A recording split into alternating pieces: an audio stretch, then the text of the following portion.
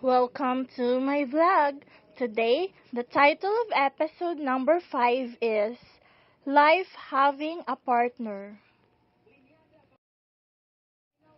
A partner of Gansa in the presence welcomes the morning of Ash Wednesday.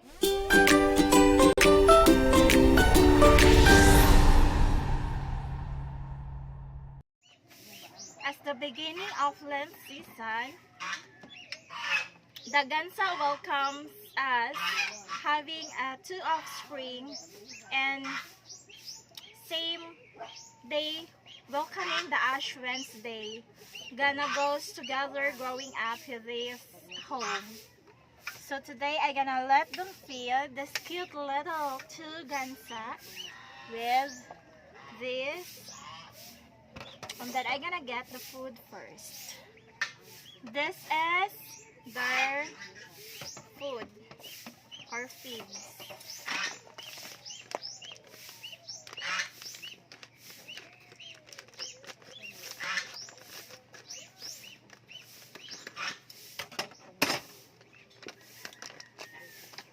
A little tiny drop of them since it is the first time to feed or to eat a kind of this feed. Just like when I am living the truth, I am having a thought and have memory that I grown up or came out of this world and my mother's womb having a twin, and that's a boy.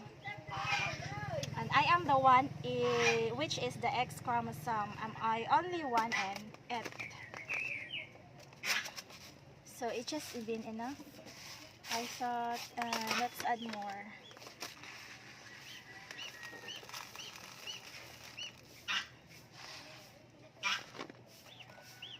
So let's go.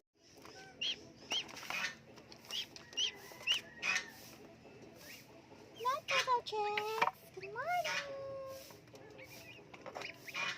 Oops.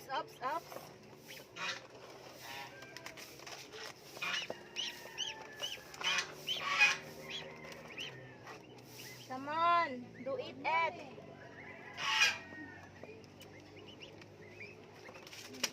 Eat it.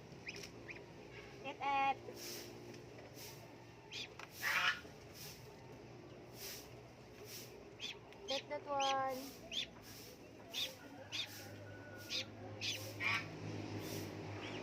You're gonna feed your stomach until may tapay-tapay. Ika naman to.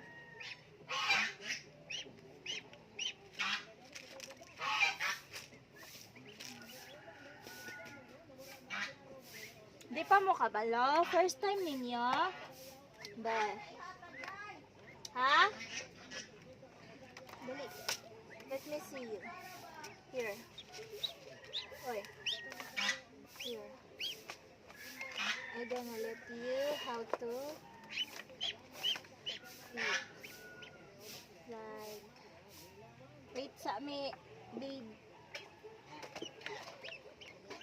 Kadayo to. Dali. Ano ka? Na. Kadayo tra na. Tara kabalo man day ka. Dali. Kana. Bunog mo una ni mo. Tara. Kadayo tra. Kana.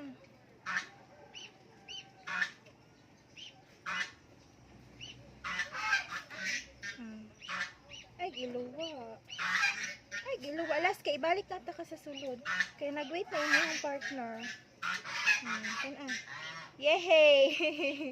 Anong iluwa? Dali! Yummy no? Ay, iluwa. Tara. Kari may nawala. Dili ni Mao.